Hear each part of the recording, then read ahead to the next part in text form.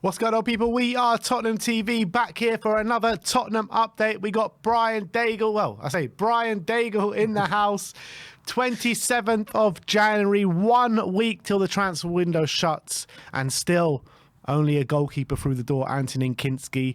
Are we going to get a signing in the next week? Everyone's saying Spurs want to bring in at least one player. Well, let's see what players are in the offing in terms of what the tabloids are saying.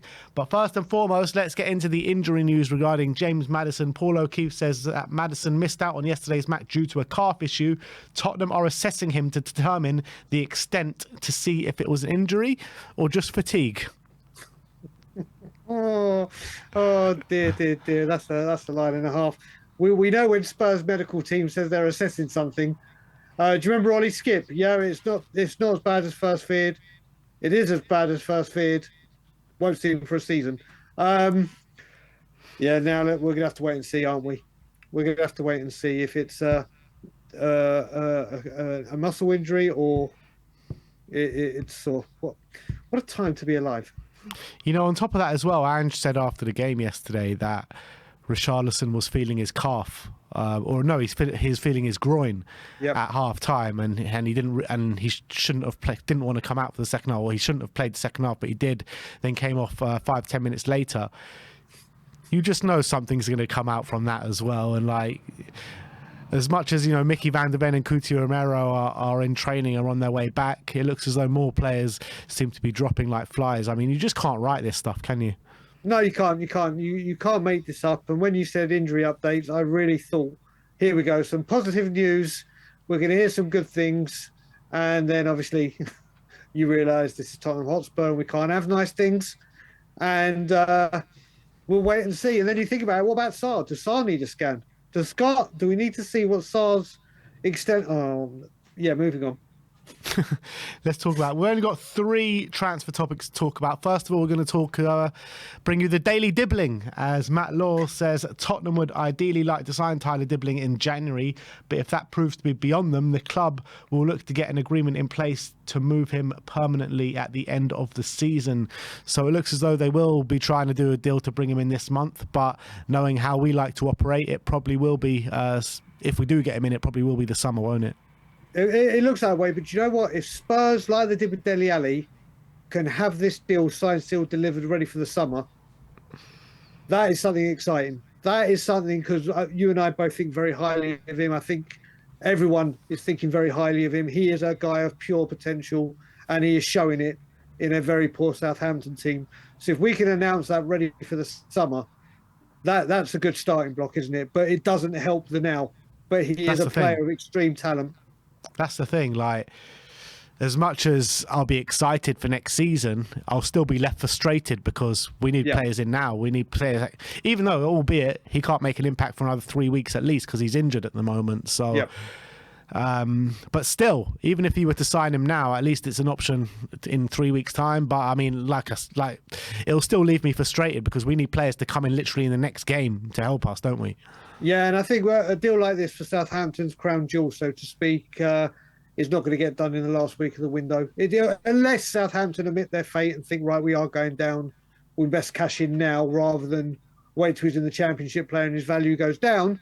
But I can't see Spurs being able to pull off this in a week, the way we move. Can we pull off anything in the week? Time will tell. Next one we're going to talk about is Angel Gomes of Lille. Matt Law says that Lille midfielder Angel Gomes is a player Spurs have held talks over as an attempt to set up deal ahead of the summer transfer window, and they are also trying to secure at least one new outfield signing this month. In terms of Angel Gomes, it's no surprise to me that we're going for him because he is on a free transfer in the summer, just along with the likes of Jonathan David. It's just so frustrating, isn't it? Like, we're sitting here with a week left of the window. We know the injury crisis that we've been through, and we're sitting here talking about signings for the summer. Like, come on, just get some deals over the line. What is wrong with this club? Oh, Spurs. This is our mantra. It's the last week of the window, and we're moving for deals for the summer. There is absolutely no planning or rhyme or reason at this football club. There really isn't. Very, very good player. would walk straight into our midfield, wouldn't he now? This is the kind of player, if Spurs meant business, they'd sign and bring in immediately and pay whatever is needed rather than wait till free in the summer, wouldn't they? You'd think a team would do that. Yeah, I mean, look, he's a player that came through the Man United ranks, isn't it? And didn't really seem to get a look in there. Since he's gone to Lille, he's kind of made a home there. On off the back of that league, Carsley gave him a couple of appearances in the England team as well. And that's the only real time I've seen him play, to be honest, is in the England setup. And I thought he really impressed in the heart of the midfield for England in those 2 games. But not much to go on. Would I like to see him through the door? I mean, can't get much better as like a free signing in the summer. Like him and Jonathan David are probably the most attractive options in terms of the Bosmans in this summer window, and I'd love to see them both. I would like to see them both at the club, but again, talking about this on the 27th of January just leaves me frustrated because we need players here and now. Why have what have Spurs recruitment team done between September and December? Plans for the summer? They're looking about how we can strengthen the summer. And we don't even know the manager's going to be here in the summer. Exactly. And then in the summer, we'll use all that planning we'll use that window ready for the last week to get people in for December. Or sorry, January. I just don't get it. You know what we're going to do, Brian, in this summer window? We're going to bring in Tyler Dibling. We're going to spend like 50 million on him. And then the rest is just going to be like free transfers. That's all one first teamer, isn't it? But then the thing is with Gomes, like you said, and many channels have spoken about it, but I know you and Sim have spoken about it repeatedly. One of Bissouma or Bentancur will make way, won't they? And presumably it'll be Bissouma. Yeah. Or you look at Bentancur with his injury problems and not be it. One of them two will need to go, won't they? And clear the decks. So we are going to need someone in that, should that happen. And Angel Gomes is someone that we'd like. And who knows? We've still got Johnny Cardozo, unless he moves in January. Yeah. Would you take this right now if I had to offer you Cardozo and Gomes in replacement for Bentancur and Bissouma? Bissouma, I would have no problem if he left. No problem. The 10 games we saw, the first 10 games with Angie was sensational. And then it's been a few games here and there in between. The suspensions, the malaria, which was obviously beyond his control, and other instances. It just hasn't worked for him here. He's not the player that Brighton had. Bentancur, I think, is a really good player. Bentancur, if we saw before the World Cup, he was sensational. He was untouchable during that time. And then obviously injuries at Leicester. So Bentancur, I'd like to see stay and see if we can keep him fit and get him playing consistently, because I think there's a real player in there. But Bissouma, I would have no problem if we sold him tomorrow. Yeah, I kind of agree with you on that. And last but not least, Matt Law's talking about Evan Ferguson, who he says Evan Ferguson, who has been linked with a loan move to Tottenham, would be reluctant to join Spurs, given that he could find himself as third choice striker when Solanke does return. And you know what? I'm not really mad about it. 2 years ago, if you would have offered me Evan Ferguson, I would have bitten your hand off for it. But right now, I don't really see too much value, you know.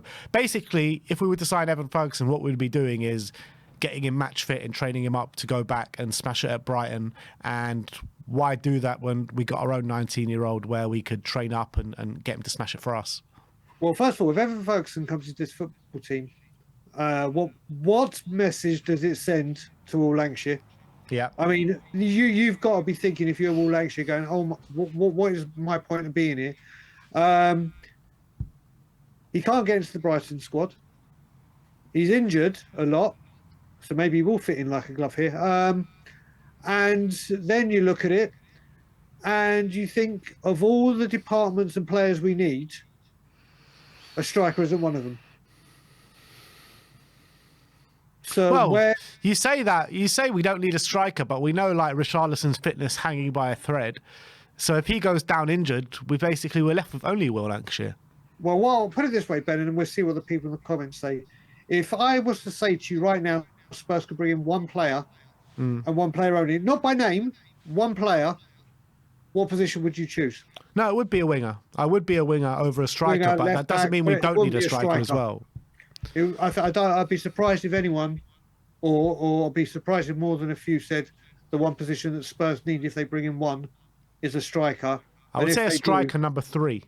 Like third priority. Winger, left back, midfielder. Three or four. Three or four, but the midfielder we need is a 6, and we know he doesn't buy a 6. So probably, yeah, probably right. I'll go winger, left back, or left back, winger. Oh no, winger, left back, winger, left back. I think the 6 gets put off to the summer because we have Basuma and Bentancur here. But Yeah. so for this window, I would say winger, hybrid left back, centre back, and a striker. I mean, those would be my 3 I would want. And isn't it brilliant? Well, so the 3 players you brought to us today was, I can't remember who the first one was now. Who was the first one? Dibling. So Dibling, Summer, incredible talent. Probably won't get done, but a youngster, no experience, no leader. Angel Gomes for the summer, and is free. And Evan Ferguson on loan. Yeah. Who doesn't want to join us? It doesn't, and we don't need and won't play. Yeah. Wow. What do you know? What? Happy Monday, people. Happy 27th of January. Bids are imminent, Ben. Bids are imminent. Ding, ding, ding, ding, ding, ding, ding, ding. Another day in paradise. But that is your Tottenham update for today. Big up to Brian Daigle. Go subscribe to Tottenham on Tour. Like, subscribe, and comment. And as always, come on, you Spurs.